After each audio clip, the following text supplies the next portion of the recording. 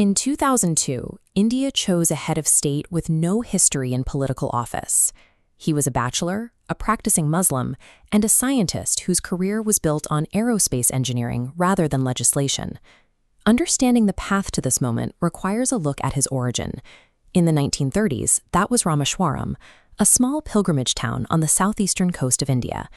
This map shows the geographic distance between his home on the remote Pamban Island and the capital in New Delhi. Kalam acted and sold newspapers on the streets to help his family. He was born outside the traditional networks of wealth and political influence. His trajectory stands apart from the typical paths to national leadership. In elementary school, a new teacher noticed Kalam sitting in the front row next to his best friend, Ramanatha Sastry. Because Kalam was Muslim and his friend was the son of a high-ranking Hindu priest, the teacher ordered Kalam to move to the back of the classroom. That afternoon, Ramanatha's father, the Hindu high priest, summoned the teacher. He demanded an apology, making it clear that spreading communal intolerance to children was unacceptable. This event provided Kalam with early evidence that true authority is used to bridge cultural divides. Kalam also spent his youth watching the birds flying over the Rameswaram Sea.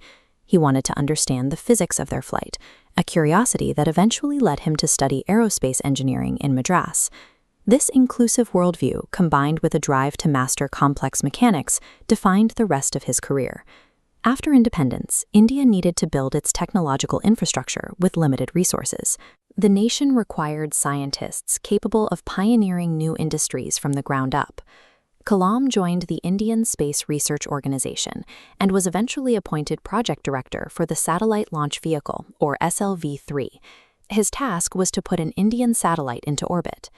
In July 1980, after a decade of development and a significant initial failure, Kalam's team successfully launched the Rohini satellite into near-Earth orbit.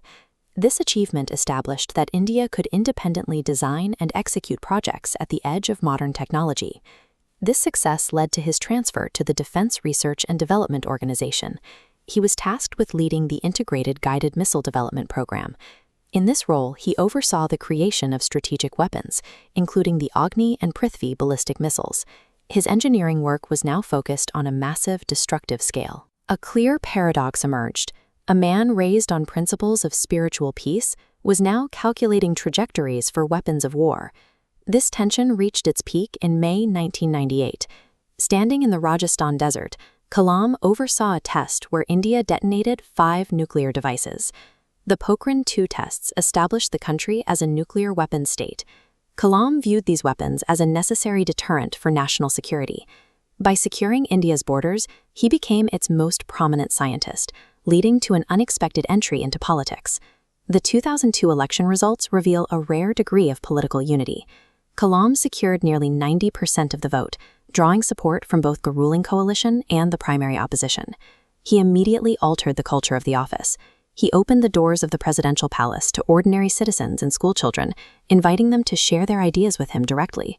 Beyond ceremonial duties, he exerted a firm constitutional backbone. He toured Gujarat following severe communal riots, returned the Office of Prophet Bill to Parliament for reconsideration, and consistently pushed back against the death penalty by urging clemency.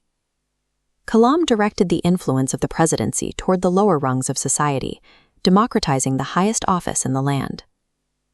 When his term ended in 2007, he rejected typical post-political roles. He spent his final decade traveling the country as a visiting professor to speak with millions of Indian students. In 2015, at the age of 83, Kalam suffered a cardiac arrest. He collapsed while delivering a lecture to students at the Indian Institute of Management in Shillong. His journey from a coastal village to the capital served a specific purpose. He reached the summit of achievement to ensure the next generation had a path to follow.